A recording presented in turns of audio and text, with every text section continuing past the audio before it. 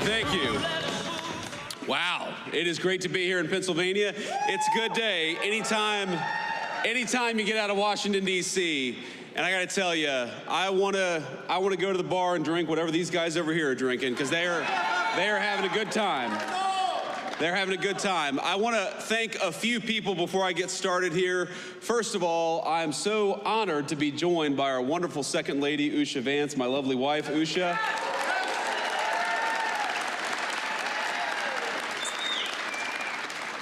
I want to thank our great Secretary of Labor, Lori Chavez DeRimmer, who's doing an amazing job, and she's focused on something that I think is very much close to the heart of our great workers here in Pennsylvania, which is this very simple idea that you ought to be able to raise a family and earn a good wage even if you don't go to college. We don't want to force everybody to go to college. We want to empower people who want to work with their hands to earn a good wage and do a good job, and she's fighting for that every single day. Lori's doing a great job.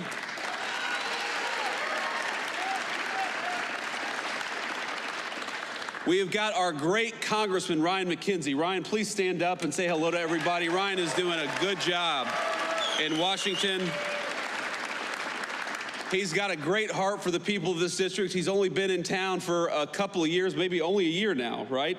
That you've been in Congress. And you see it all the time. You see it with Democrats and Republicans. Sometimes people go to Washington and forget who they serve. Not Ryan McKenzie. You are very lucky in Pennsylvania to have one of the good ones, and Ryan is helping us every single day fight for American workers.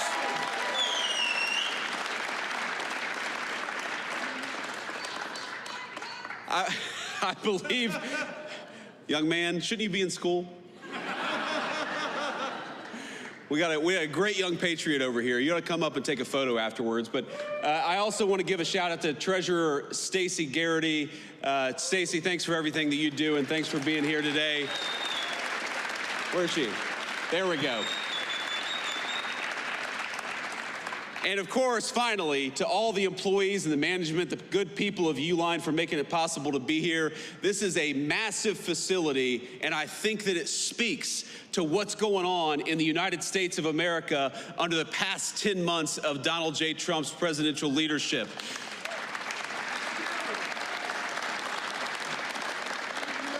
Under this president, my friends, we are building again. We are investing in the United States of America again. You heard our Secretary of Labor talk about it. 61,000 jobs added in the month of November, and that's not all. We saw private sector wage growth grow at a rate of 4.2%. You know what that means? That means we're seeing the fastest private sector wage growth that we have seen in this country in many, many years. And we're doing it by having a president and an administration that believes in you and fights for you. That is what we're trying to do every single day.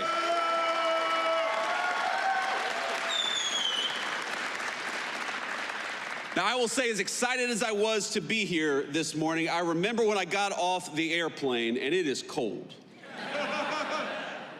And, you know, like a good gentleman, I let my wife come down the steps first, and then I get to the bottom of the steps, and there's a bunch of firefighters from the great Lehigh Valley who want to take a photo with me. And obviously, I love our firefighters. I'm happy to take a photo. Now, here's the problem.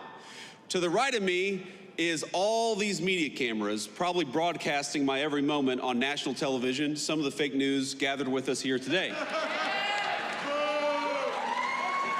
And to the left of me, is these great firefighters. And there before me is a sheet of black ice. And I think to myself, if I walk over to those guys and take this photo, I am gonna bust my you-know-what. I'm not gonna say it because we have this very bright young man here. I don't want to teach any bad words. I don't want your mom and dad to be mad at me. So I do what any self-respecting man would do in a situation like that. I send my wife to go and take a photo with the firefighters. No, I didn't. I actually didn't. I did it the right way, but I did do sort of the Biden slow shuffle to get over there. I I did not want these national cameras to catch me doing anything, you know, because if I wiped out on that runway, you all know that would be national news for the next week. Now, Joe Biden could fall walking up the steps in broad daylight in 80-degree weather. Nobody would mind it, but if me or the president do anything like that, it's going to be plastered all over the news. But now we're here. We've made it. We have not wiped out, and we're here to talk about America's economic comeback. And ladies and gentlemen, we needed an economic comeback in the United States of America. We needed it.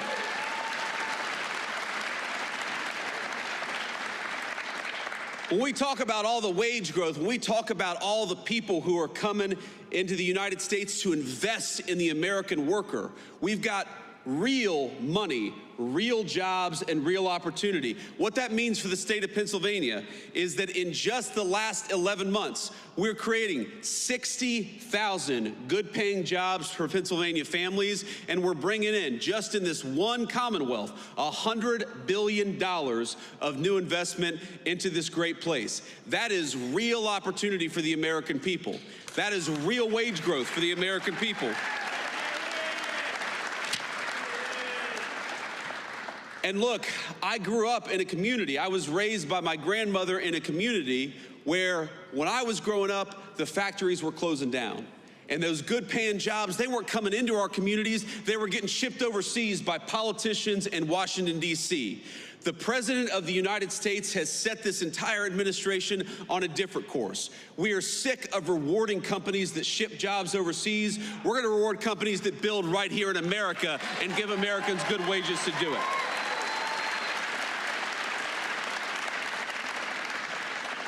And you already see it, my friends. You already see it in some of the numbers that we're seeing. When I talk about what we are most proud of, I probably start with what we've been able to do at the southern border, and we'll talk about that in a second. But right after that is, if you go to the Biden administration, the average American family lost $3,000 of take-home pay through the terrible inflation of the Biden administration. In just 10 months of the Trump administration, the average American family has gained about $1,000 of take-home pay. Now that difference could not be starker. When Joe Biden was president for 4 years, he took $3,000 out of your pocket. And in just 10 months of the president's leadership, we have put $1,000 back in your pocket. That's what that means. And that's just the beginning, my friends. That is just the beginning. Because if you look at what we are doing every single day, you are going to have, and if this doesn't turn out to be true, I'll come back here and you can all tell me I'm wrong, but I'm telling you it's going to be true. You are going to have middle-class Americans, middle-class Pennsylvanians, some of the best tax season in 2026 that you've ever had. Because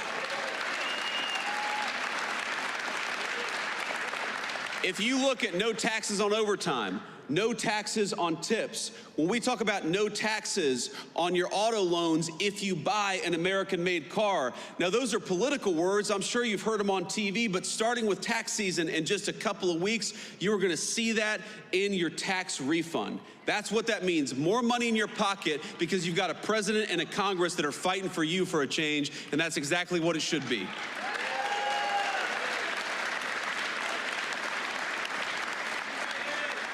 And I gotta say, I'm a little surprised. I'm a little surprised by when the Democrats talk all the time about affordability. Democrats say, you know, things aren't affordable. This isn't affordable. This has gotten more expensive. Drugs have gotten more expensive. Housing's gotten more expensive. And you know what? They're right, and it was because of them.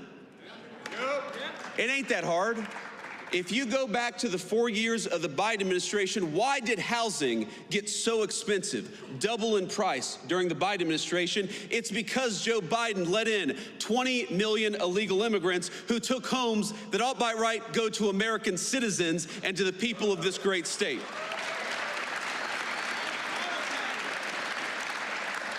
When we talk about why did health care get so unaffordable during the Biden administration, it's because Joe Biden allowed prescription drug companies to take advantage of this country. You know, Europeans were paying way less for prescription drugs than our American citizens. It took Donald J. Trump to haul those pharmaceutical executives into the Oval Office and say, no more. Europe's going to pay more for drugs, and America's going to pay less for drugs because we got to fight for the American people for a change.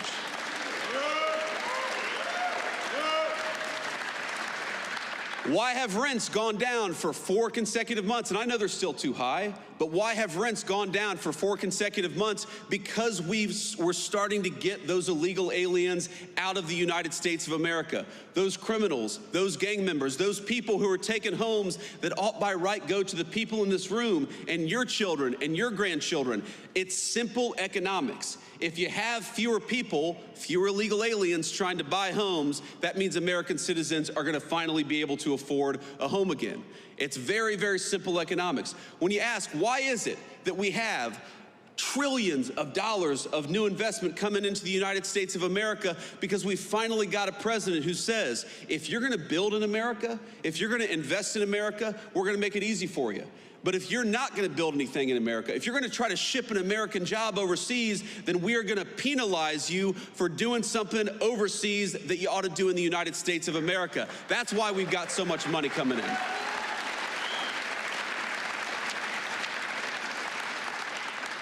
So if you look at every single affordability crisis that we talk about in the United States of America today, it's because we inherited a nightmare of an economy from Joe Biden.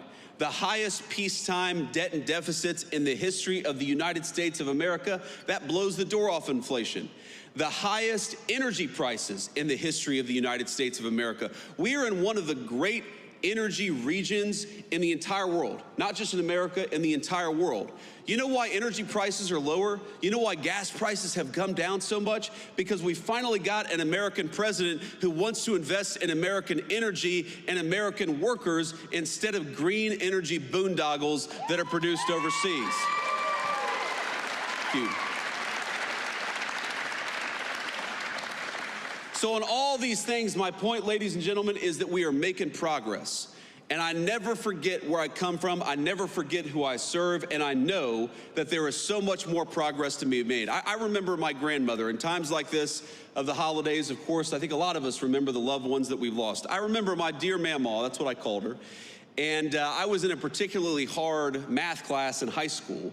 And she said, what do you need to do well in this class? My grades weren't so good. And she went out, even though she could not afford even the essentials in life, she went out and got me a calculator, a very expensive calculator, so that I could do well in this math class. I remember what it feels like for American families when you have the government take $3,000 out of your pocket through higher taxes and higher inflation. I know what it's like for a woman who's trying to support a grandson but can't afford her prescription drugs because pharmaceutical companies are taking advantage of the United States of America. I remember what it's like when you have to choose between putting food on the table or getting the prescription that you need to stay healthy.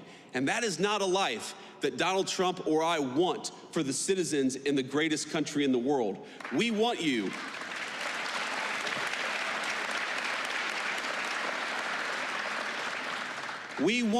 to be able to afford the things that you have to give your kids and your grandkids a good life. We want you to check your credit card statement and for that to be an annoyance, something you got to do rather than something that causes a lot of stress and anxiety. We don't want a single parent or grandparent to have to look at their checking account and decide whether they're going to buy food or whether they're going to buy medicine this month. We are fighting for you every single day, and I don't want you to think for 1 second that because Joe Biden gave us the worst economy in the world that we forget it. No, we know. We know exactly what we were left with. We know exactly the consequences that it's caused for so many of our great families all across Pennsylvania. And I promise you, there is no person more impatient to solve the affordability crisis than Donald J. Trump, the President of the United States.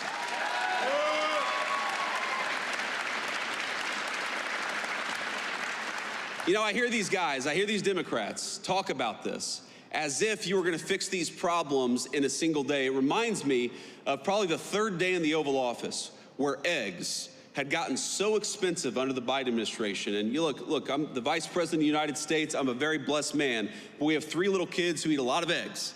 And so I know the price of a dozen eggs. So the price of eggs got really high during the Biden administration. It was the 3rd day in the White House, and some reporter said, "What are you doing about the price of eggs? Haven't you seen they're so expensive?" And the president's like, "Lady, we've been here for 3 days.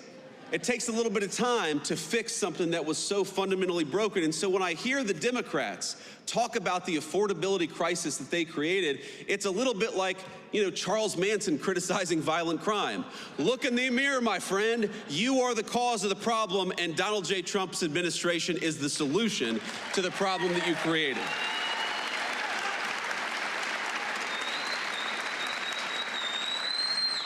I want to say one more thing here, and then I want to take some questions from the reporters, and then we'll have to hit the road. But, this is such an amazing time to be in Pennsylvania. As much as I complain about the cold, and I do, as much as I almost busted my rear end on the tarmac today, I love being in the great state of Pennsylvania during this time of year. I love Christmas time.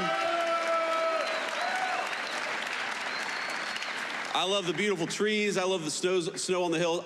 I love everything about this state this time of year. It reminds me a lot of my home state of Ohio for reasons that you all know well. But here's the thing. During this Christmas time, I think that we got to remember that we have a lot in the United States of America to be grateful for. And I am at the very top of the list of people who have a lot to be grateful for. I'm very grateful to my beautiful wife and our healthy kids.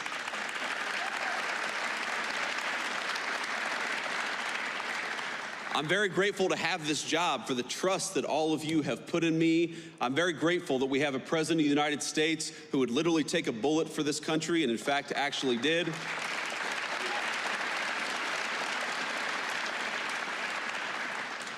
But I just ask all of you to count your blessings this holiday season, because there is a lot good out there.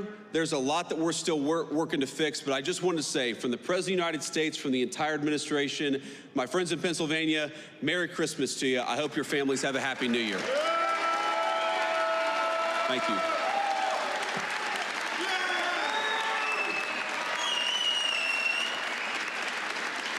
All right.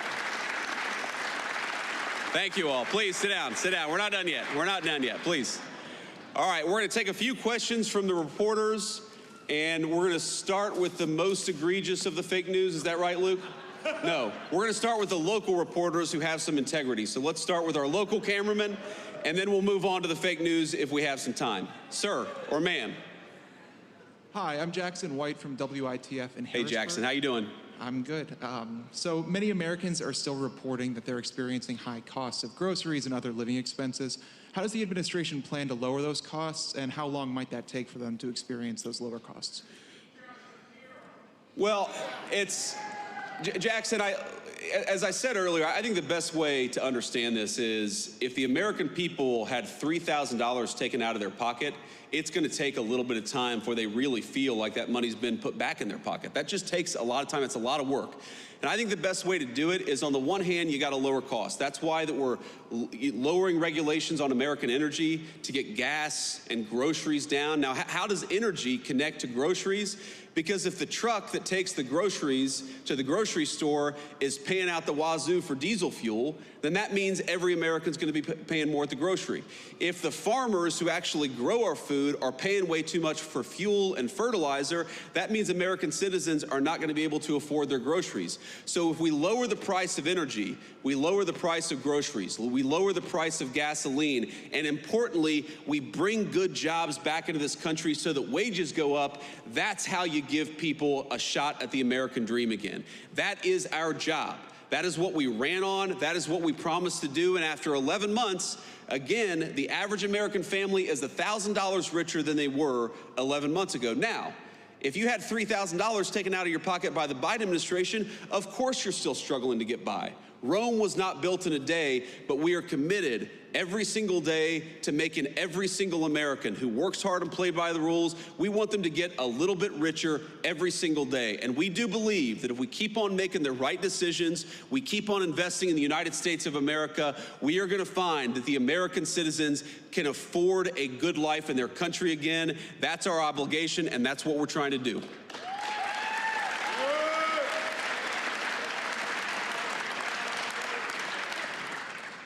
Good morning, Mr. Vice President. My name is Thomas Shortell. I'm a reporter with Lehigh Valley Public Media. Congressman Ryan McKenzie and a number of other battleground Republicans have been pushing to have tax credit extensions on the ACA. I was curious what your thoughts were on their efforts. Is that something that the administration is behind? So first of all, just on healthcare costs, if you look at some of the worst healthcare costs for American citizens, the biggest drivers of increased healthcare costs, it is the cost of prescription drugs. It simply got way too high, and it got too high because we allowed other countries to take advantage of it. I'm talking about the same exact drug that would cost $300 in Great Britain or $250 in France would cost an American $5,000 or $10,000. We were subsidizing the entire world's prescription drugs, and no president had the courage to put a stop to it. And Ryan McKenzie has been very supportive on this. Nobody had the courage to put a stop to it until Donald J. Trump said no. We are done getting fleeced on pharmaceuticals. Europe has to pay up so that our great American citizens can pay less. That's the most important thing that we've done. Now, you are right that the health insurance market, the health insurance system is totally broken. It's been broken for 15 years, and we're working with Congress, both Democrats and Republicans, to come up with a solution. You talked about premium support. We think that everything should be on the table, but Democrats and Republicans, they got to work together and put something on the president's desk to sign. Now, I will tell you, we've been involved in probably 10 different health care bills. You know, we've been talking to Ryan about it. We've been talking to my friend Bernie Moreno from the state of Ohio. We've been talking to Susan Collins about it. We've even been talking to a few of the reasonable Democrats who are putting ideas out there. But Congress has got to get us something to lower the cost of health insurance for American citizens. The Obamacare system was broken. Donald J. Trump wants to fix it, but Congress has got to step up here.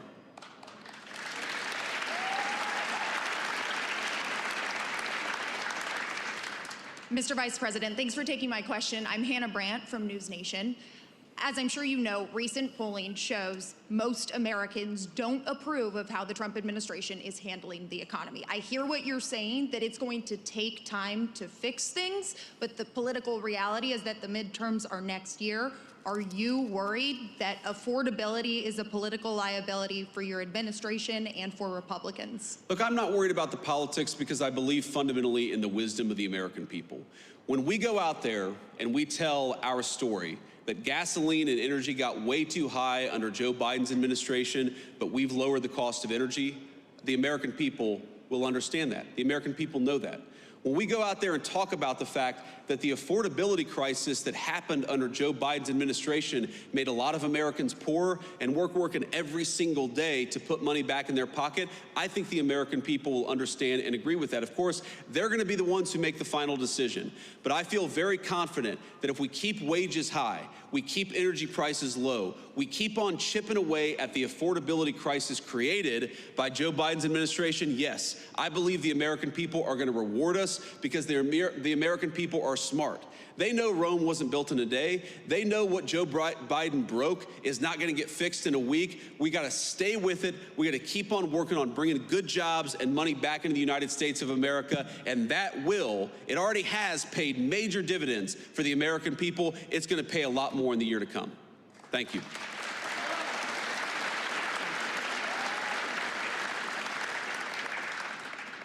Thank you, Mr. Vice President. This is Elizabeth Mitchell from the Daily Signal. The health care bill released Friday by the GOP doesn't include health savings accounts. Are you comfortable with that? And would you like to see the GOP use the special reconciliation process to address health care costs and other affordability concerns? Well, one of the things the president has said is we have the weirdest health insurance system in the world, where we tax money from all these great Americans out here, and then we give boatloads of money to the insurance companies. Why don't we give that money to the American people and let them buy insurance that works for them and their families?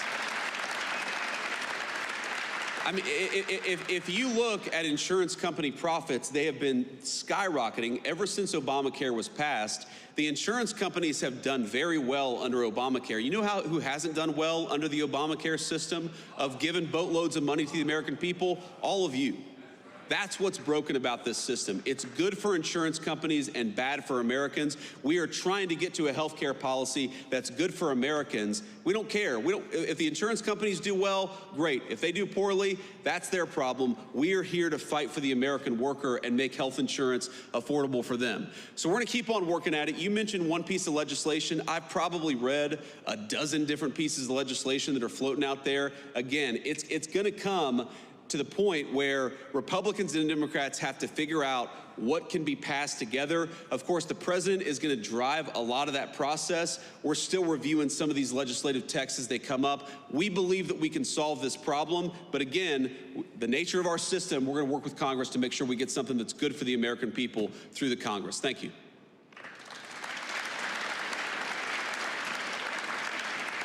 Thank you, Mr. Vice President. This is Iris Sentner from Politico. President Trump last week gave his economy a grade of A++++. What grade would you give the economy today? A++++.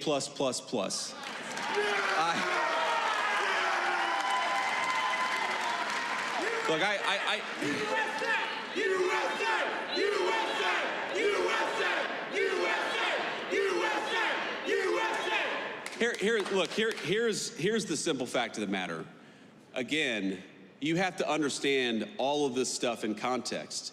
You have to ask yourself, what has the Trump economy been able to build over the past 10 or 11 months, given what we inherited from the Biden administration? Ladies and gentlemen, we had the worst inflation crisis in 50 years in the United States of America under Joe Biden. We had the worst trade deficit in the history of the United States under Joe Biden. We had debt and deficits, the highest in the history of American peacetime in 250 years. What we have been able to do, higher wages, lower inflation, a massive amount of investment and money coming into the United States of America, that stuff is incredible. And that is something to be proud of. What I will say is that given how bad things got under the Biden administration, we are going to keep on working every single day to make sure that Americans feel the benefits of the Trump economy. I am certain that we've already seen great benefits for the American people, but we got a lot of rebuilding to do over the next 3 years, and the president is committed more than anybody to making sure that we do it.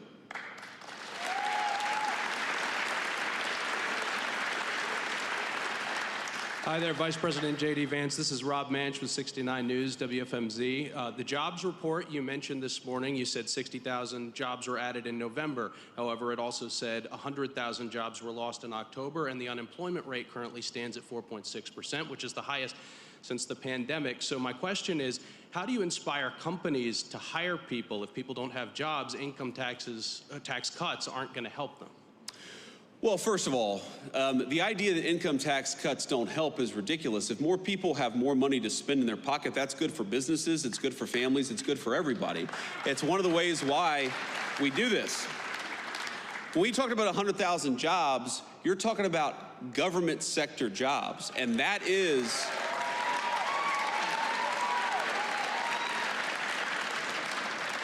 in a lot of ways the entire story of what we're trying to do under President Trump's leadership. We want to fire bureaucrats and hire these great Americans out here. That's what we're trying to do. Now, you mentioned, this is an important point, you mentioned the unemployment rate ticking up to 4.6%. I think this is a very, very important point, because you know what that means? What that data shows, you got to get in the weeds a little bit. The unemployment rate only counts the people who are looking for work. So let's say you dropped out of work 2 years ago, you haven't been searching for a job. Well, you're unemployed, but you're not counted in the official unemployment statistics. What you're seeing as wages go up, as more investment comes into our country, is that people who weren't looking for work under Biden's administration are getting out there and looking for work in the Trump administration. That's exactly what we want. We want to get people off the sidelines and give them a good job with good pay, and we're seeing a lot of evidence that that is happening under President Trump's leadership.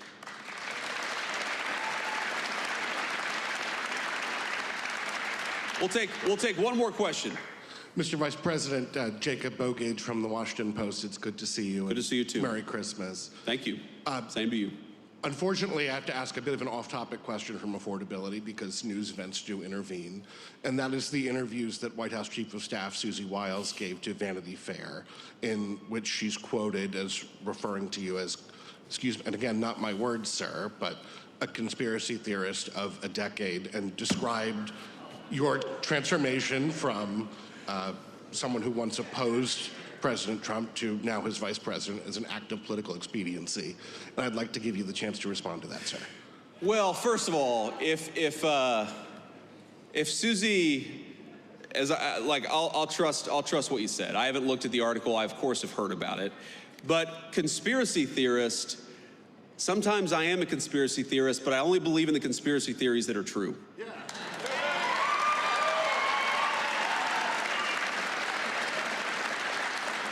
And by the way, Susie and I have joked in private and in public about that for a long time. For example, I believed in the crazy conspiracy theory back in 2020 that it was stupid to mask 3-year-olds at the height of the COVID pandemic, that we should actually let them develop some language skills. You know, I believed in this crazy conspiracy theory that the media and the government were covering up the fact that Joe Biden was clearly unable to do the job.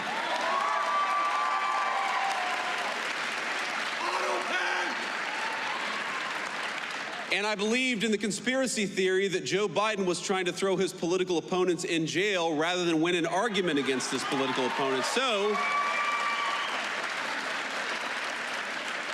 at least on some of these conspiracy theories, it turns out that a conspiracy theory is just something that was true 6 months before the media admitted it. And that's my understanding. Now, look, I do want to say something about Susie, though, because, again, having not read this article, Susie is a person I've come to know very, very well. And, you know, a lot of you probably ask yourself, what is it like behind the scenes? What's going on, actually, behind the scenes of the Trump administration? And I'll tell you, the president is exactly in private who he is in public. Like, I'll tell you a little story. Maybe a week or so ago, I walk into the Oval Office, and Marco and I are sitting there talking with the president about something. He says, stop. And he looks at our shoes and says, you guys have terrible shoes.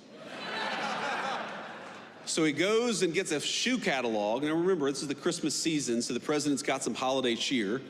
He goes and gets a shoe catalog and gets his favorite shoes and orders like 4 pairs of shoes for me and 4 pairs of shoes for Marco, because he's like, you know, we need our vice president or secretary of state to look their very best. And, you know, then we went back to talking about whatever major, you know, international issue we were talking about. Again, he is exactly in private who he is in public. That's not true of most people in Washington, D.C. It's not. And I've seen so many people who will say one thing to the president's face, Democrats and Republicans, and then will do the exact opposite behind the scenes. You know why I really, you know what they are, and you know why I really love Susie Wiles? Because Susie is who she is in the president's presence. She's the same exact person when the president isn't around. I've never seen Susie Wiles say something to the president and then go and counteract him or subvert his will behind the scenes. And that's what you want in a staffer. Because as much as I love Susie, the American people didn't elect any staffer. They elected the President of the United States. And what you want,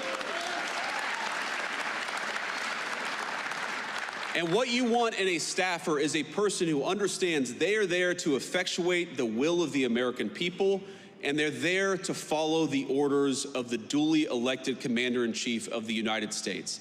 And Susie Wiles, we have our disagreements. We agree on much more than we disagree, but I've never seen her be disloyal to the President of the United States, and that makes her the best White House Chief of Staff that I think the President could ask for.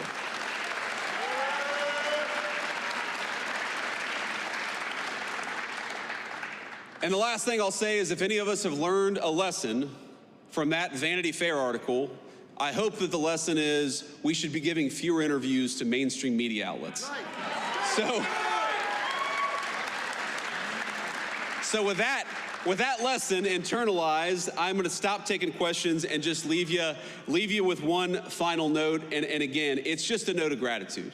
This is the coolest job I've ever had. Agree with us or disagree with us, I'm sure that every single person in this room made something happen to get me to this job. You went out there and voted. Maybe you persuaded one of your relatives to vote, maybe even volunteered or knocked on doors or made phone calls for us.